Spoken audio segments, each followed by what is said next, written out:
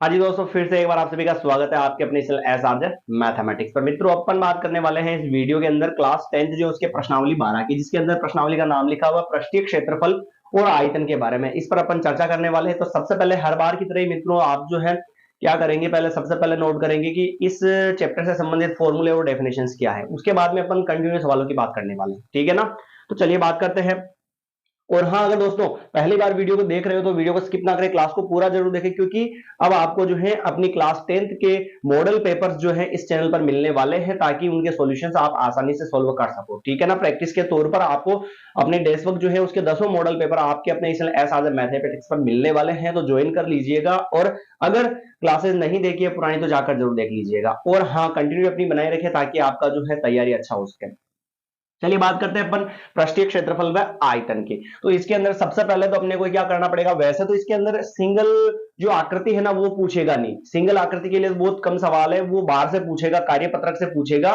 Book में single फॉर्मूले के हिसाब से कोई सवाल है नहीं। तो कंटिन्यू कंबाइंड करके जो फॉर्मूले पूछेंगे वो पूछेंगे। तो कैसे करना है वो सबसे पहले मैं बता दूं कि फॉर्मूले क्या क्या यहां पर आने वाले हैं। तो सबसे पहले तो अपना आता है जैसे गोले का फॉर्मूला। क्या करना है अपने को, इसमें आकृति होती है, आप सभी को पता है, ये गोला हो गया। ये इसकी क्या हो गई भाई, आर त्रिज्या हो गई। क्लियर है, ये इसकी त्रिज्या हो गई। अब अपने को क्या करना है, जैसे इसका पूछेगा आयतन, गोले का आयतन, आयतन होता है 4/3 पाई आर क्यूब। ये होता है 4/3 पाई आर क्यूब। इसके बाद में इसका जो है क्षेत्रफल, क्षेत्रफल भी दो तरीके से पूछा जाता है। एक तो पूछा जाता है वक्र पृष्ठीय क्षेत्रफल, और एक पूछा जाता है संपूर्ण पृष्ठीय क्षेत्रफल। पर हमें दिमाग में रखना है कि इस गोले के अंदर जो है वक्र और संपूर्ण दोनों सेम ही होता है, यानी कि क्या आएगा, वक्र पृष्ठ या फिर संपूर्ण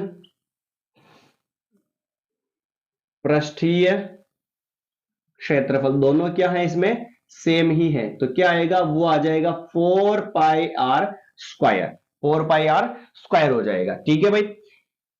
अब इसके बाद में यहां पे पूछेगा इसका आयतन हो गया, ये हो गया, बस ये दोनों इसमें चलेगा। इसके बाद में एक फॉर्मूला और भी आता है, आर बराबर व्यास बटेवा 2। आर बराबर व्यास बटेवा 2 पहला फॉर्मूला, ये अपना दूसरा है, ये अपना तीसरा है, और ये अपना चौथा है। व्यास का फॉर्मूला होगा व्यास बराबर 2 × आर। आर क्या है बेटा, यहाँ पे त्रिज्या है। आर यहाँ पर जो है इस गोले की क्या दे रखी है, हमें त्रिज्या दे रखी है। हमें सबसे पहले ये चीज भी पता होनी चाहिए यहाँ पे, क्या सर की, ध्यान रखना, व्यास,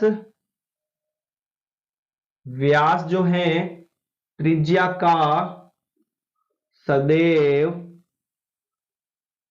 कितने गुना होता है, दुगुना होता है। व्यास त्रिज्या का सदैव दुगुना होता है। इसके बाद में त्रिज्या, त्रिज्या क्या होती है, तो त्रिज्या व्यास की क्या होती है, आधी होती है। त्रिज्या व्यास की आधी होती है। ये तो हो गया गोले के फॉर्मूले। अब इसके बाद में अपन बात करें, वृत्त से संबंधित भी कुछ फॉर्मूले यहां पर हैं, अपने चैप्टर में नहीं है पर पूछे जाते हैं, कार्यपत्रक में उसका जिक्र कर रखा है, तो अपने को वो चीजें भी पता होनी चाहिए। तो जैसे कि वृत्त जो दे रखा, वृत्त की डेफिनेशन क्या होती है, तो किसी एक, किसी एक निश्चित बिंदु से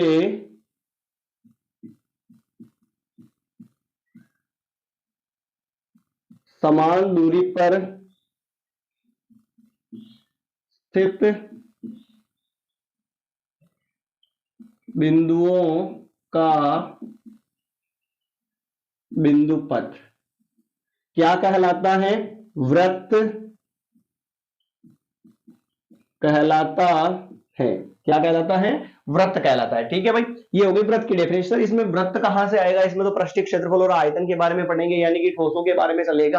पर ये ध्यान रखना भाई, जो वृत्त दे रखा है वो बेलन के नीचे वाले पार्ट में आएगा, तो इसलिए मैं इसको यहां पर नोट करवा रहा हूं। फिर वृत्त का क्षेत्रफल, वृत्त का क्षेत्रफल, और वृत्त का क्षेत्रफल होता है पाई आर स्क्वायर, और वृत्त की परिधि, वृत्त की परिधि या फिर इसको बोलते हैं अपन परिमाप, और वो होता है 2 पाई आर। और आप सभी को पता है पाई की वैल्यू या तो होती है 22/7 और या फिर होती है 3.14 ये लेते हैं अपन, ठीक है ना। और एक बात और दिमाग में रखिएगा, यहां पर जो ये पाई दे रखा ना, पाई पाई क्या होगा, परिमेय संख्या, सॉरी अपरिमेय संख्या होगी। क्या होगी ये, अपरिमेय संख्या होगी। ये चीज आप नोट करके रखिएगा। अपने को लगता है कि जिस संख्या को p बटेवा q के रूप में लिख सकते हैं उसे अपन क्या कहते हैं, परिमेय संख्या कहते हैं। तो ये देखो p बटेवा q के रूप में है, पर नहीं है, ये लगभग मान करते हैं। इसलिए आपको ध्यान रखना है कि पाई जो होती है वो क्या होती है, अपरिमेय संख्या होती है। इसके बाद में अपन बात करें बेलन की, तो बेलन जो होता है वो ये रहा आकृति इस टाइप का, ये होता है बेलन, ठीक है भाई। ये बेलन होता है। बेलन के अंदर ये होती है इसकी त्रिज्या r और ये होती है इसकी ऊंचाई h होती है। क्लियर। ये पूरा क्या होता है, इसका व्यास होता है।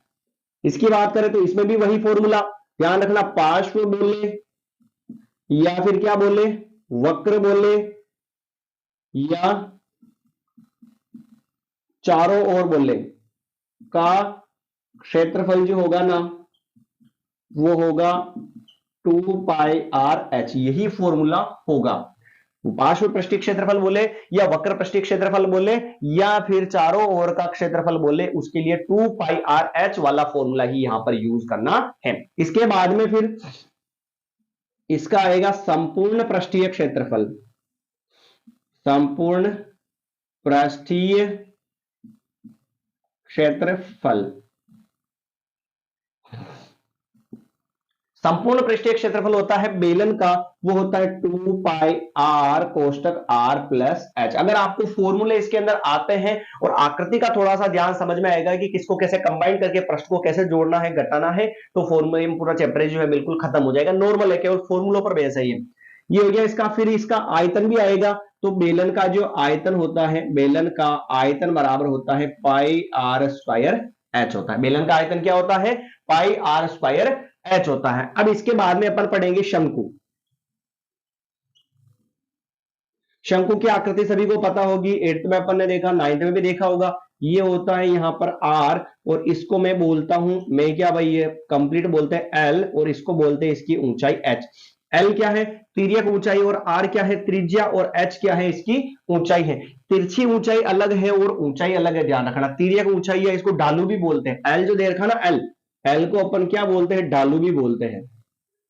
ये थोड़ा सा दिमाग में रखिएगा, इसको ढालू भी बोलते हैं, या फिर तिर्यक ऊंचाई या फिर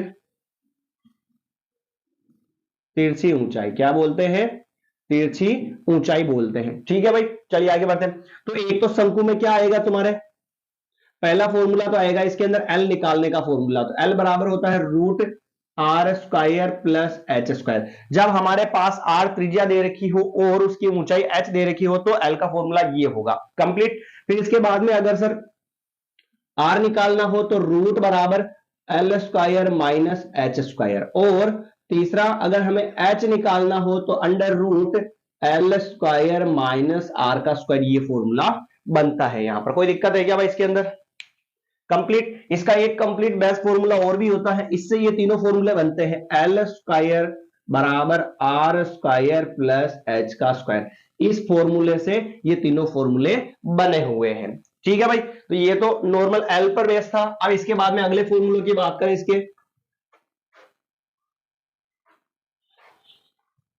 अगले जो है उसी तरीके से शंकु का आयतन, शंकु का वक्र पृष्ठीय क्षेत्रफल और शंकु का जो है संपूर्ण पृष्ठीय क्षेत्रफल हो जाएगा। तो देखिए ध्यान से,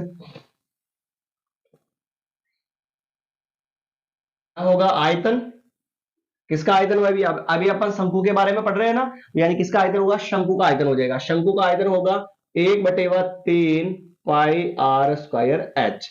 इसके बाद में इसका वही तरीका वापस, वक्र पृष्ठ क्षेत्रफल,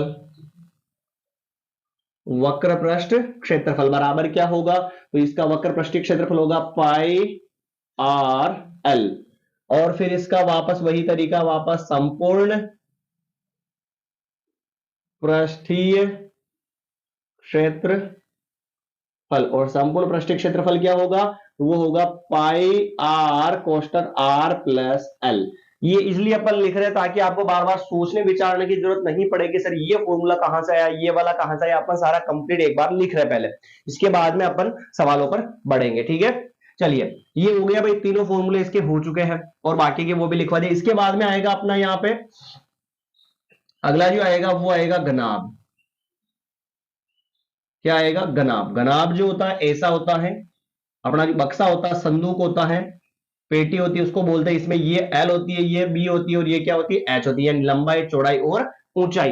तो घनाभ में भी उसी की बात करेंगे, आयतन की। तो घनाभ का आयतन क्या होगा भाई? लंबाई इंटू चौड़ाई इंटू ऊंचाई। फिर इसका घनाभ का क्या आएगा? वक्र पृष्ठ आएगा, वक्र पृष्ठीय क्षेत्रफल बराबर क्या होगा? तो 2 इंटू कोष्टक में एल प्लस बी इंटू क्या हो जाएगा? एच हो जाएगा। यानी कि घनाभ का वक्र पृष्ठीय क्षेत्रफल हो जाएगा 2 इंटू कोष्टक में L plus B into H हो जाएगा, कंप्लीट। फिर इसके बाद में आता है इसका संपूर्ण पृष्ठीय क्षेत्रफल। संपूर्ण पृष्ठीय क्षेत्रफल बराबर क्या होगा? तो 2 इंटू कोष्टक में L B plus B H plus H L, ये होगा फॉर्मूला। घनाभ का संपूर्ण पृष्ठीय क्षेत्रफल का फॉर्मूला 2 इंटू कोष्टक में L B plus B H plus H L हो जाएगा। एल लंबाई है, बी चौड़ाई है और एच इसकी क्या है भाई? ऊंचाई दे रखी है। ठीक है भाई, अब बात करें फिर आप वापस अपन आगे इसके विकर्ण की लंबाई। विकर्ण की लंबाई, तो इसके घनाभ के विकर्ण की लंबाई क्या होती है भाई? इसके विकर्ण की लंबाई हो जाएगी root L square plus B square plus क्या हो जाएगा? H square. घनाभ के विकर्ण की लंबाई ये होती है under root L square plus B square plus क्या हो जाएगा? एच स्क्वायर हो जाएगा, कंप्लीट। फिर इसके बाद में आता है अपने घन, लास्ट आकृति है घन, शायद घन। घन जो दे रखा है, तो घन में अपन कैसे बात करेंगे? घन एक चौकेट डिब्बा होता है, जैसे आपने देखा होगा सांप सीढ़ी की जो गोटी होती है वो, इसके अंदर ये भुजा ए है, ये भी ए है और ये भी क्या है? ए है। वापस इसका भी वही तरीका, घन का आयतन, आयतन क्या होता है? भुजा की घात 3। फिर इसके बाद में वक्र पृष्ठीय क्षेत्रफल, वक्र पृष्ठ क्षेत्रफल बराबर, वक्र पृष्ठ क्षेत्रफल बराबर क्या होगा? इसका जो वक्र पृष्ठीय क्षेत्रफल होगा वो होगा 4 इंटू भुजा की घात 2। फिर इसका संपूर्ण पृष्ठीय क्षेत्रफल, संपूर्ण पृष्ठीय क्षेत्रफल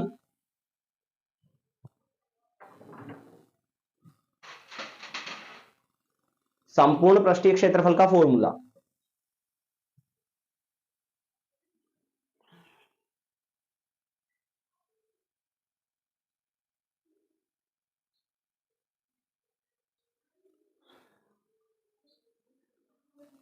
इसका संपूर्ण पृष्ठीय क्षेत्रफल क्या होगा? देखिए ध्यान से, 6 इंटू भुजा की घात 2 क्या हो जाएगा? वक्र पृष्ठीय क्षेत्रफल तो हो जाएगा 4 इंटू भुजा की घात 2 हो जाएगा, और फिर इसका संपूर्ण पृष्ठीय क्षेत्रफल हो जाएगा 6 इंटू भुजा की घात क्या हो जाएगा? 2 हो जाएगा। अब इसके बाद में एक लास्ट फॉर्मूला और, वो होता है जैसे इसमें अपन ने लिखा ना घन, घनाभ के विकर्ण की लंबाई, उसी तरीके से इसमें भी घन के विकर्ण की लंबाई, घन के विकर्ण की लंबाई, और वो होती है √3 इंटू ए। ये इसके घन के विकर्ण की क्या होती है भाई? लंबाई हो जाती है। तो अपन ने घनाभ का लिख लिया, गोले का लिख लिया, बेलन का लिख लिया, और इसके बाद में शंकु का भी अपन ने लिख लिया। और फिर एक और लिख लेते हैं, अर्धगोले का बाकी है इसके अंदर। अर्ध में क्या हो जाएगा भाई? इसका आधा हो जाएगा, है ना? अर्ध में इसका आधा हो जाएगा।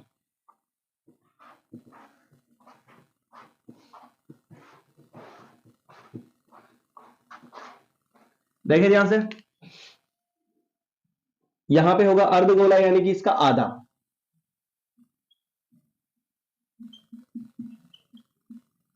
ये हो गया। इसकी त्रिज्या क्या है भाई? ये आर है, ठीक है। अब इसमें भी वही तरीका वापस, एक तो क्या आएगा इसका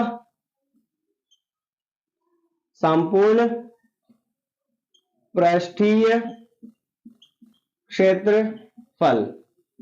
संपूर्ण पृष्ठीय क्षेत्रफल का फॉर्मूला क्या होगा भाई? यहां पर इसका हो जाएगा 3 पाई आर स्क्वायर। संपूर्ण पृष्ठीय क्षेत्रफल 3 पाई आर स्क्वायर। इसका वक्र पृष्ठीय क्षेत्रफल, वक्र पृष्ठीय क्षेत्रफल बराबर हो जाएगा 2πr स्क्वायर हो जाएगा। और इसका जो आयतन होगा, आयतन बराबर हो जाएगा 2/3πr³। 4 होता ना, 4 की जगह क्या आ जाएगा, इसमें 2 आ जाएगा। तो ये हो गया इसका अर्धगोले का आयतन का सूत्र। अब इसके अलावा जो है अपने चैप्टर के अंदर कुछ भी नहीं है। जो भी जोड़ना घटाना वो अपन अगला जो क्लास रहेगा उसके अंदर अपन सोल्व करेंगे इसके 12.1 प्रश्नावली को। और तैयार रहे ताकि आपको जो है इसके डेस्क के भी सॉल्यूशंस आपको मिल जाए और कंटिन्यू अपनी कंटिन्यूटी यहां पर बनाए रखे और रिवीजन करते रहे। मिलते हैं अगली नई क्लास के अंदर। धन्यवाद।